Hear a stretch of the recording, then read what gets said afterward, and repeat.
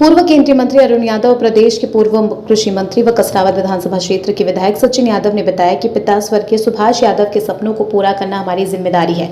हरित क्रांति के अग्रदूत स्वर्गीय सुभाष यादव की जयंती पर 1 अप्रैल को स्वर्गीय सुभाष यादव की जयंती पर पुष्पांजलि अर्पित की गई। पूर्व केंद्रीय मंत्री अरुण यादव एवं मध्य प्रदेश के पूर्व कृषि मंत्री सचिन यादव द्वारा अपने पिता स्वर्गीय सुभाष यादव का 78वां जयंती 1 अप्रैल को अपने गृह ग्राम बुरावा में बड़े उत्साह उमंग के साथ मनाया गया और बुरावा ग्राम में युद्ध स्तर पर तैयारी की जा रही है। 1 अप्रैल को स्वर्गीय सुभाष यादव का प्रदेश के पूर्व उप मुख्यमंत्री को उनके गृह ग्राम बुरावा में श्रद्धांजलि अर्पित की गई। बुरावा में स्वर्गीय सुभाष यादव के चाहने वाले अधिक हैं, उन्हें श्रद्धांजलि लोगों ने दी और उन्होंने कहा कि हाईकमान जहां से मुझे चुनाव लड़ाने को कहेगा मैं वहां से लोकसभा चुनाव लड़ूंगा।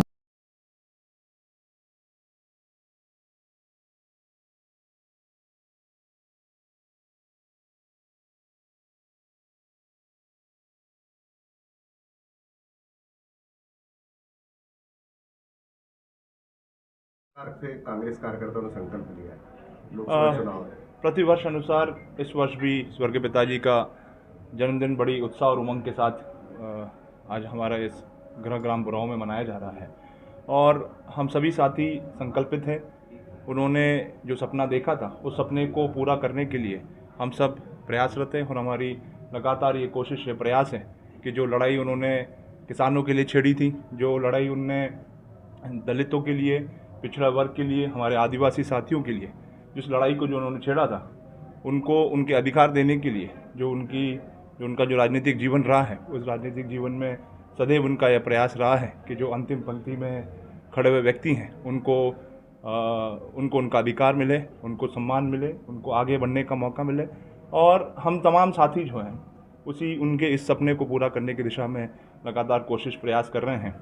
आदरणीय राहुल गांधी जी ने भी अभी जो बात रखी है, जहाँ पर जातिगत जनगणना की जो बात कही है, जहाँ पर जिसका जितनी जनसंख्या है उसको उतना अधिकार मिले, ऐसे प्रयास हैं और उनके इसी का जो संकल्प था उस संकल्प को आगे बढ़ाने का काम हम लोकसभा चुनाव में कांग्रेस के कई नेता और कार्यकर्ता जो बीजेपी में जा रहे हैं, ऐसे में कितनी चुनौतियां देख रही हैं सामने? देखिए, मैं इसको चुनौती के रूप में नहीं मानता हूँ। मैं ये लोगों के अपने अपने विचार हैं और जहाँ तक कांग्रेस पार्टी का सवाल है, कांग्रेस पार्टी एक पार्टी नहीं है, एक विचारधारा है और लगातार अगर कोई लोग छोड़ के जा रहे हैं तो निश्चित रूप से जो वहाँ पे जो जगह रिक्त होगी उस रिक्त जगह को पूरा करने के लिए जो हमारी नौजवान पीढ़ी है, इस नौजवान पीढ़ी जो है आगे आएगी और उस नेतृत्व को, उस खाली जगह को पूरा करने का, भरने का। लोकसभा चुनाव होने की क्या प्रदेश की स्थिति रहेगी? आप पूर्व कृषि मंत्री भी रहे हैं, 29 सीटों में क्या स्थिति दिख रही है? देखिए, निश्चित रूप से हम सभी साथी उत्साहित हैं और पूरे जोश खरोश के साथ, पूरी ताकत के साथ हम इस लोकसभा के समर में उतरेंगे और जो हमारे देश की जो 80% आबादी है, जो हमारे देश की जो अर्थव्यवस्था है, जो कृषि आधारित है, उन किसानों के जो मुद्दे हैं जिनको लगातार इस भारतीय जनता पार्टी की 10 साल की सरकार में जिनको नज़रअंदाज किया जा रहा है, उन विषयों को लेकर के हम जाएंगे। हमारी सरकार ने आदरणीय राहुल गांधी जी के नेतृत्व में, आदरणीय हमारे अध्यक्ष खड़गे जी के नेतृत्व में, आदरणीय सोनिया जी के नेतृत्व में हमने हमारा जो वचन पत्र हमने तैयार किया है, जहां पर किसानों को न्यूनतम समर्थन मूल्य देने की बात हम लोग सरकार बनने के बाद स्वामीनाथन कमेटी के अनुसार देने का काम करेंगे। एक आयोग बनाया जाएगा जहां पर हमारे किसान साथियों की जो कर्ज माफ़ी है, जो या कर्ज की से संबंधित जो समस्याएं होती हैं, उन समस्याओं का निराकरण किया जाएगा। एक तरफ सरकार में बैठे लोगों ने लगभग 16 लाख करोड़ रुपए से अधिक का बड़े बड़े उद्योगपतियों, धरना सेठों के कर्ज माफ़ करने का काम किया, लेकिन जब किसान की बात आती है तो ये हमेशा कदम पीछे हटाने का काम करते हैं। ये कितनी सीटें आएगी प्रदेश में? हमारा पूरा प्रयास है कि अधिक से अधिक जो है सीटें कांग्रेस के पास। खंडवा लोकसभा जो है प्रत्याशी अभी घोषित नहीं हुआ, अरुण यादव जी का नाम भी प्रमुखता से लिया जा रहा है, तो क्या लगता है चुनाव लड़ेंगे अरुण यादव जी? देखिए, पार्टी का ये फैसला होता है, पार्टी हमारा जो हाईकमान है, हाईकमान जो भी तय करेगा उस निर्णय को हम सब लोग सर्वमान्य करेंगे।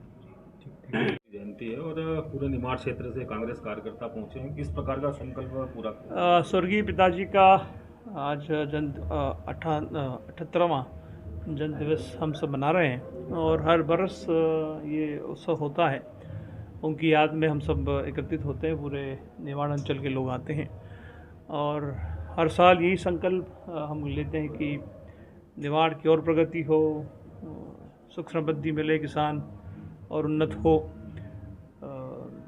प्रदेश देश में सुख समृद्धि हो, यही ईश्वर से हर साल हम लोग कामना करते हैं। और ये निरंतर जो संघर्ष इस क्षेत्र के लिए उन्होंने किया था, और आज माँ नर्मदा की असीम कृपा पूरे ज़िले पर हुई है, चारों ज़िलों पर, और हरित क्रांति का जो सपना हमने देखा था वो सने सने पूर्ण होता जा रहा है। और आज जब गांव में जाते हैं तो मन प्रफुल्लित होता है, जिस तरह से गांव का विकास हो रहा है। और शिक्षा क्षेत्र में हमारे बच्चे आगे बढ़ रहे हैं निमाड़ के।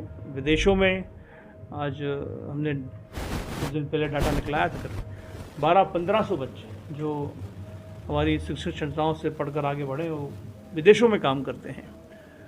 तो वो संकल्प था, उसको आगे बढ़ा रहे हैं। स्वास्थ्य क्षेत्र में भी बहुत सारे काम हम लोग आगे करने वाले हैं।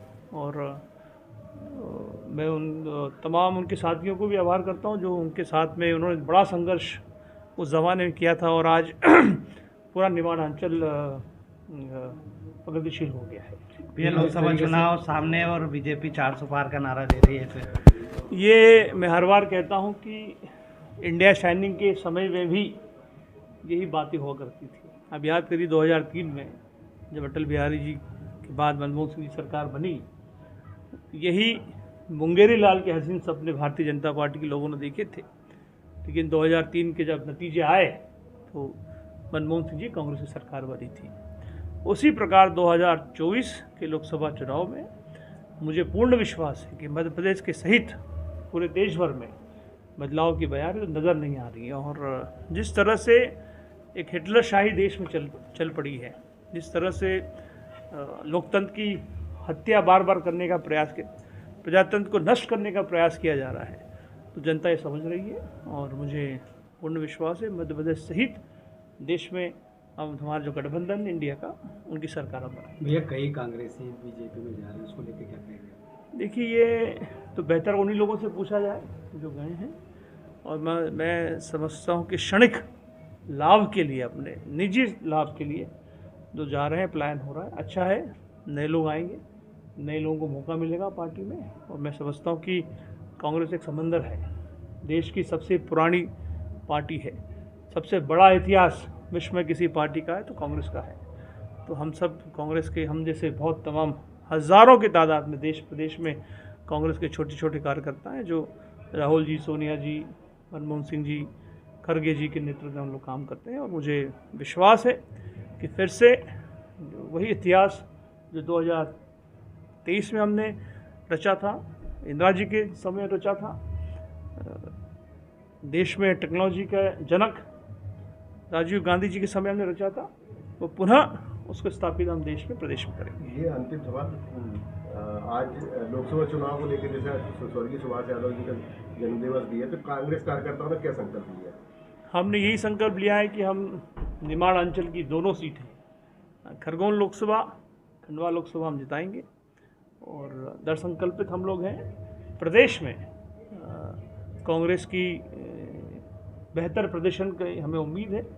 और सभी कार्यकर्ताओं के सहयोग से, उनके आशीर्वाद से एक मजबूत प्रदेश की कांग्रेस को हम खड़ी करेंगे, देश में भी। एक खंडवा से जैसे आपका नाम चल रहा है, अगर हाईकमान कहेगा तो चुनाव लड़ेंगे? मैं कांग्रेस से कार्यकर्ता हूँ, मैं पहले भी ये कहता रहा हूँ। मैंने तो गुना का भी ऑफर दिया था कि अगर पार्टी कहे तो मैं गुना भी जाने को तैयार हूँ। जहाँ भी दिल्ली हाईकमान तय करेगी मुझे कहाँ काम करना है, मैं वहाँ जाकर काम करूँगा।